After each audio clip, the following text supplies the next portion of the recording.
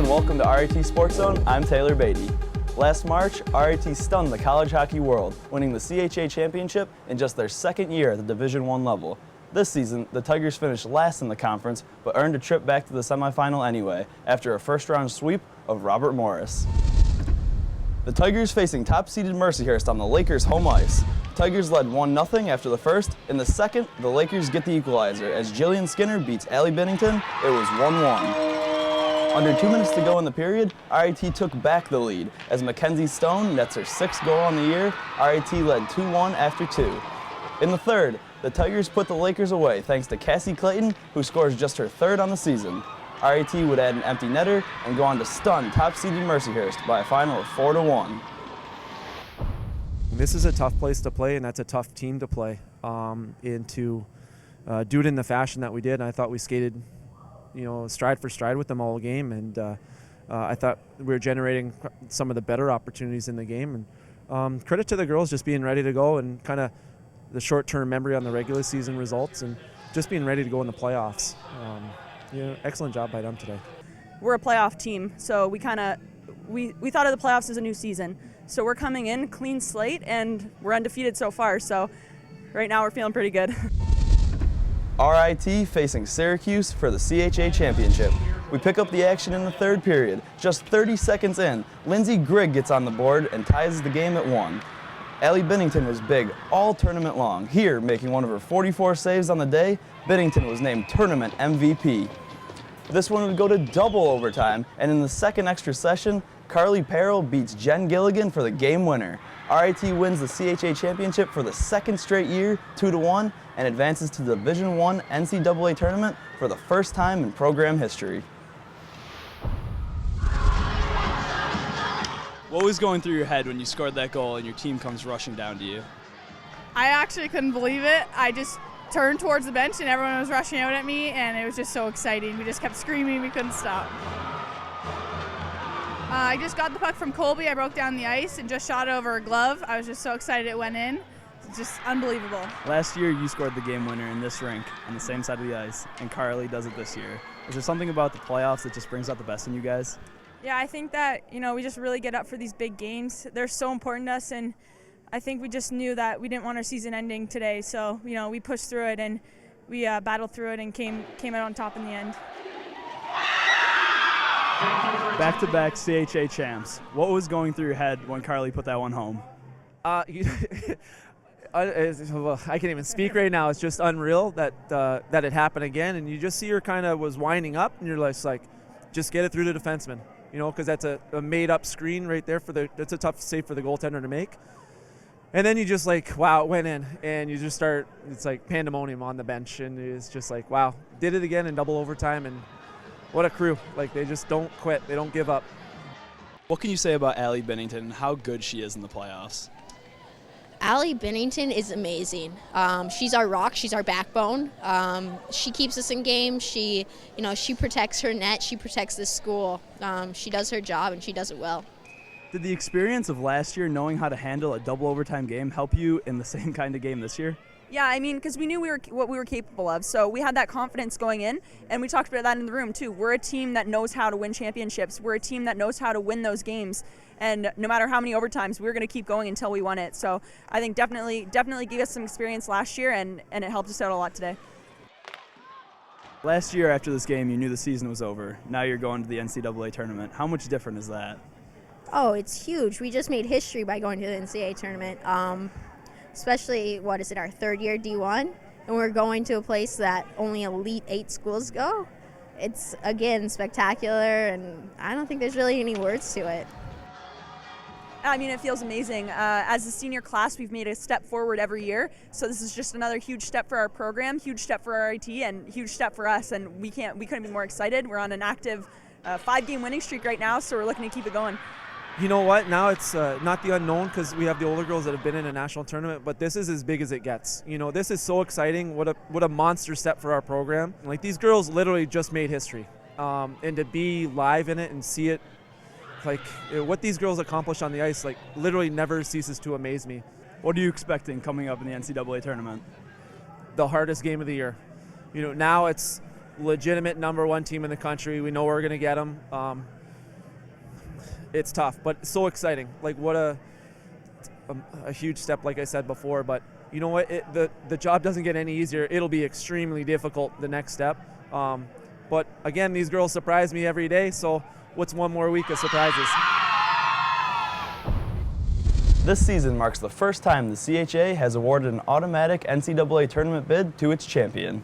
The Tigers knew they were in the A-team field as they gathered at the Policiti Center to watch the NCAA selection show. RIT found out they'll face Minnesota, the #1 overall seed in the NCAA quarterfinals. This will be the Gophers' 13th appearance in the tournament, having won the title 4 times.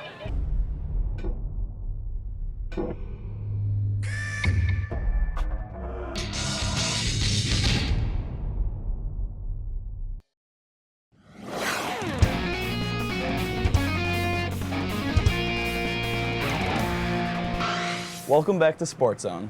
Joe Vicario has already faced more adversity than most will face in their entire lives.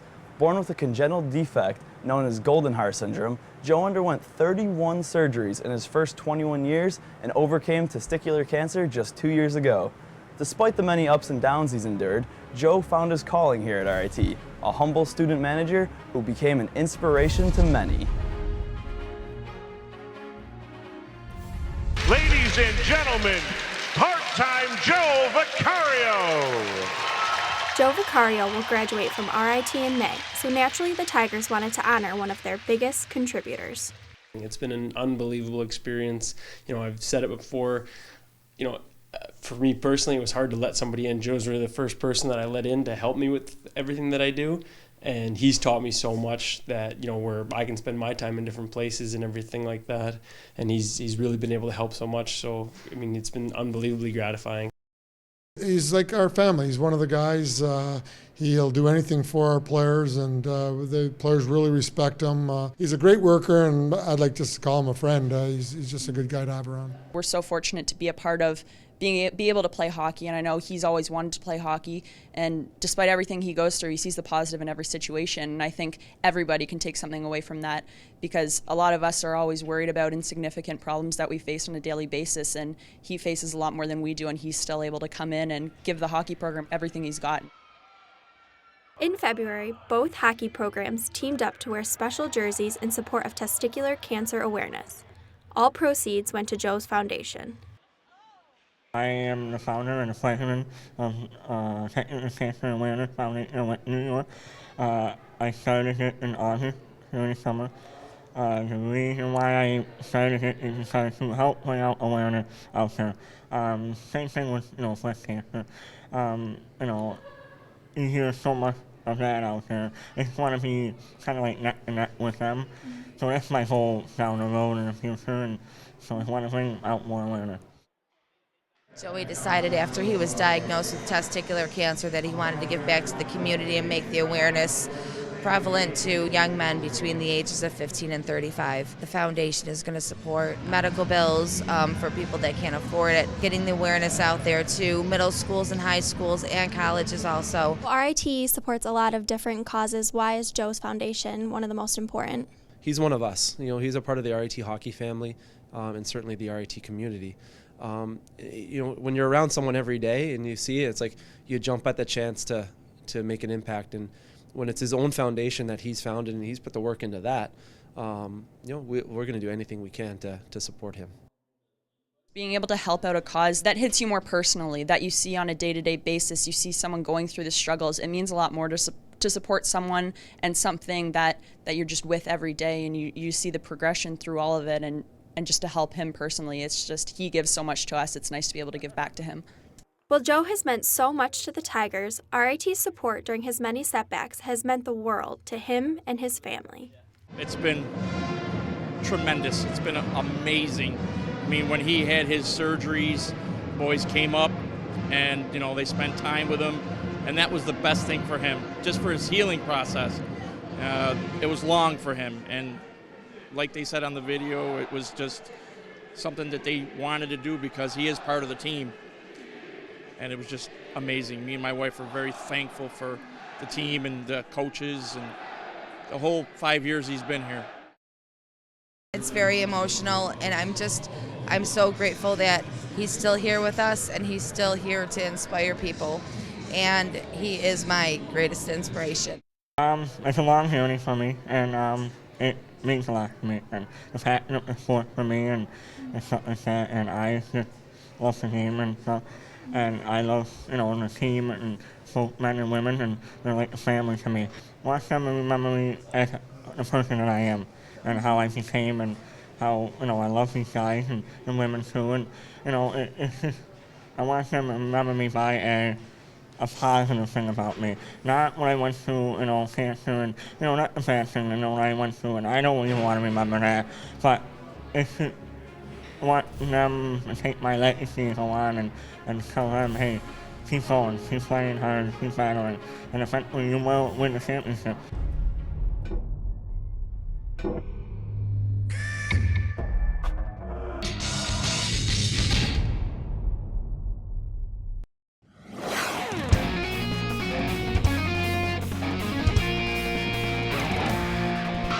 Welcome back to SportsZone. The Amherst have been playing hockey in Rochester since 1956. During those nearly 6 decades, Chris Palmer was the only RIT alum to suit up for the red, white, and blue until this season. SportsZone's Laura DiMartino has the story. 3 years after graduating from RIT as the Tigers' most prolific Division I scorer, Cameron Burt is back as a defenseman for the AHL's Rochester Americans. What was your reaction like getting that call that you would be playing for the Rochester Americans? It was a little hectic. I actually just got on the beach there down in Florida, and my coach called me and tried to get me out on a flight. Maybe 2 hours later, it didn't work, but obviously I was really excited.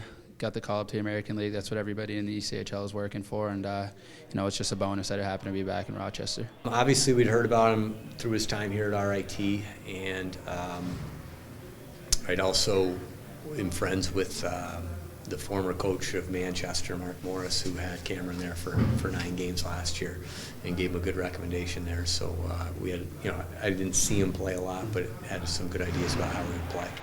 Since leaving RIT, Burt has played nearly 200 professional games, mostly in the ECHL as a defenseman.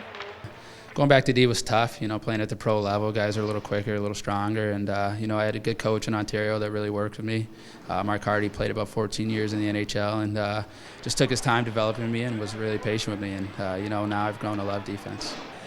Sometimes you get a little eager on the blue line to jump up in the play, but you got to be consistent and things like that on the ice and know when to go and when not to. My coaches in Florida give me a lot of leeway to make offensive plays and put me in every position to be successful. So he knows my game, and I'm trying to translate that up here in the American League level.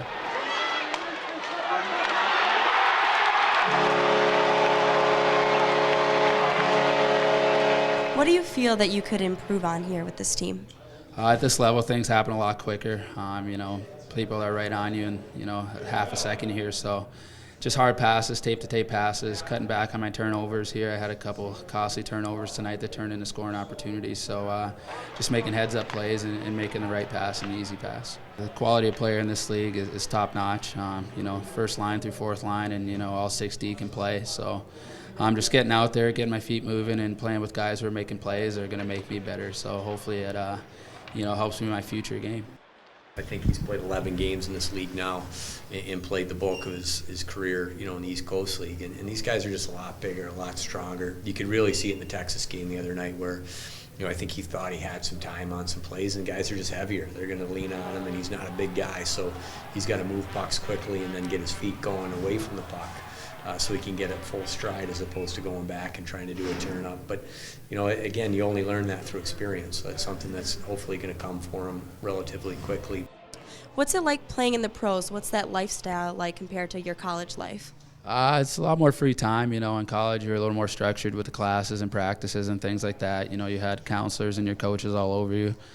Pro, you get in and get out probably about 1 o'clock, noon, and you kind of get free time, so you got to find things to occupy yourself. Taking some classes online right now, doing those kinds of things, just trying to stay active. And I started fishing, so doing a little more of that, and I was able to golf a lot more down in Florida, so that's good. Playing pro hockey certainly has its ups and downs. After just 3 games with the Amherst, Burt was sent back to the ECHL. It's tough going up and down, but you know what you're getting yourself into when you sign up to do it. I love traveling. get to go out and see a lot of different places, see a lot of different cities and things like that. So, you always have kind of a standby bag ready. Hopefully the call comes and you're ready to go.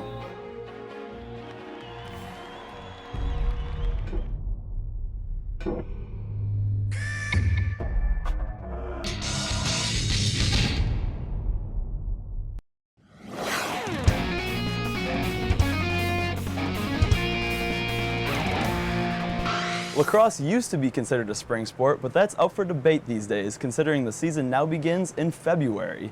With the winter we've endured in Western New York, it's good to know the Tigers have a place to call dome. For the second straight year, RIT opened their season at the Carrier Dome in Syracuse. Number 2 RIT facing number 4 Stevenson. First quarter, Stevenson's Khalid Dabney rips one by Pat Johnston. The Mustangs led 4-3 after one. In the second, RIT would respond on the man-up. Senior Alistair Warren scores one of his 3 goals on the day. RIT and Stevenson were tied at 5. Late in the quarter, RIT on the man-up again, and they capitalize again as Ryan Lee scores. Tigers led the Mustangs 7-5 at the half. In the fourth, RIT pulls the old hidden ball trick as Lee pretends to flip it to Braden Wallace, and Lee fools everyone as he scores again. He had 5 goals and 3 assists on the day to lead the Tigers. And Chad Levick had a big day for RIT, here scoring one of his 5 goals on the afternoon. RIT wins 17-10. With more from Syracuse, here's SportsZone's Josh Blackie. There was no drama this year between RIT and Stevenson. The Tigers' special teams were dominant, going 6 of 8 on the man-up en route to a 7-goal victory here in the Carrier Dome. Your special teams were one of the reasons why you guys did so well today. How have you guys been preparing for that, and how did you use that to your best of your advantage? We work a lot on it in practice. I mean, the past few weeks we've worked on it every practice, and our offensive coach, he takes pride in our special teams. So, I mean, every year we've been the top 20, so we work on it, we make the right plays, and we want it to work in the game. Impressive victory today, winning 17-10 here against 4th-ranked Stevenson. What are your thoughts on the game? Just an amazing experience and feel pretty awesome right now. It was a great team win. I mean, it's an awesome feeling coming out with a big W after last year. Well, last year we beat them, but ending short in the end. But it's great. It's a great start to the season, and hopefully we'll keep on a roll.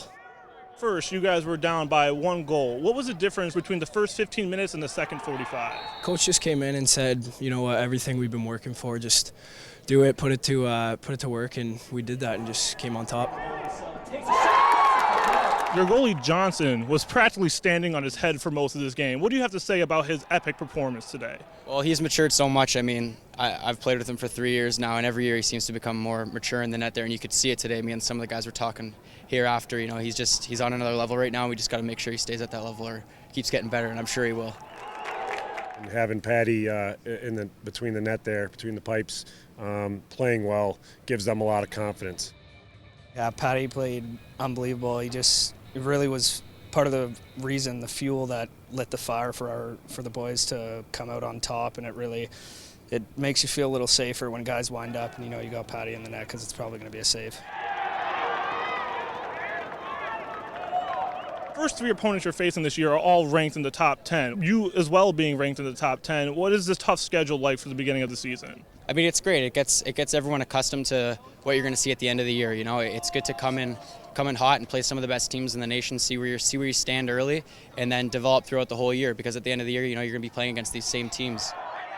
It's great that we play the best because it really lets us show other people our power and basically lets them know that we deserve where we are ranked. The only way to motivate ourselves is if we lose, we're going to go down in ranking. So we want to stay on top, stay second. So we just got to win them every game. It is nice to get started with a few ranked opponents, kind of feel things out, see where you're at. Sometimes that can go the other direction too. I'm just happy, we came out with a victory today. Past couple of years, you guys have gotten very close to winning the national championship. Not thinking too far ahead, what has it been like getting that close, and this is being the beginning of a new season?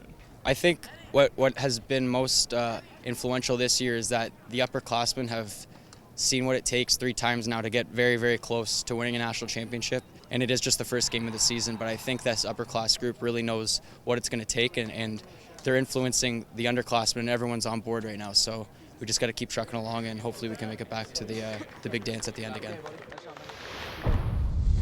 Well, that does it for this edition of RIT SportsZone. Don't forget, you can stay up to date with SportsZone by following us on Twitter and Instagram, liking us on Facebook, or by downloading our app for your Apple or Android device.